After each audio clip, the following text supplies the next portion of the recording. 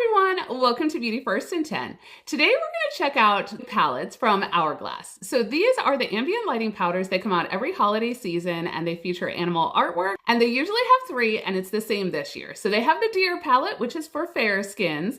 They have the swan palette, which is for light to medium, so it has kind of the most versatile range. And then they have the fox palette, which is for deeper complexions. And I've tried some of the lighter ones, like I have the elephant palette, but it just doesn't have a lot of pop. And so I feel like I'm just layering a ton of products on and I'm not really getting a lot of payoff. So this year I went for the one made for deeper complexions because overall I feel like you should be able to wear any shade. It's just a matter of, kind of improvising, using them correctly and having a very light hand. But these are sheer formulas, so this should work. So I have this on today and I'll kind of explain a little bit what I did.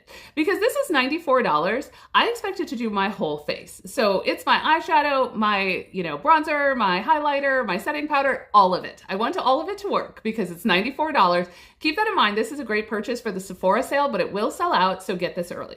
So this has 5 new shades in it. The only repeating shade is this one here, which is Lucid Glow, but everything else is brand new. So we have Desert Light for the finishing powder, we have Bronze Fusion for the bronzer, we have Amethyst Haze, and then we also have Canyon Heat. So what I did today is on this side of my face, I used the finishing powder as a bronzer, and I just kind of brought that in here. And then the actual bronzer, the Bronze Fusion, I just put a little bit over here to kind of chisel the look. On this side of my face, I use the Bronze Fusion totally as my bronzer.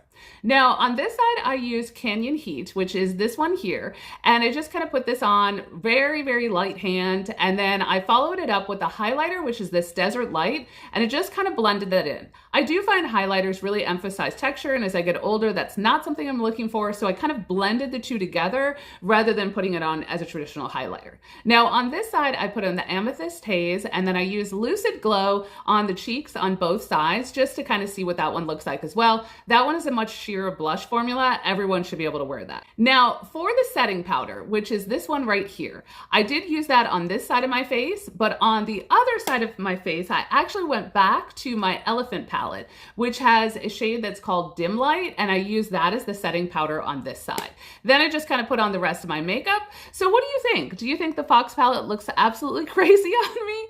Or do you think this is a good choice? I just want something that could build up a little bit more pigment and have a little bit more pop. These are sheer formulations, so I do think this works out really well. Now for my eyes, what I did is I used the finishing powder in my crease. I used the bronzer in the outer corner. I used the highlighter as kind of the inner corner, and then I used Canyon Heat over all the lid. And I think that came out really well as well, so you can kind of see that there. But let me know, are you guys going to check out some of these palettes, and which one are you going for? I hope everyone has a great day. And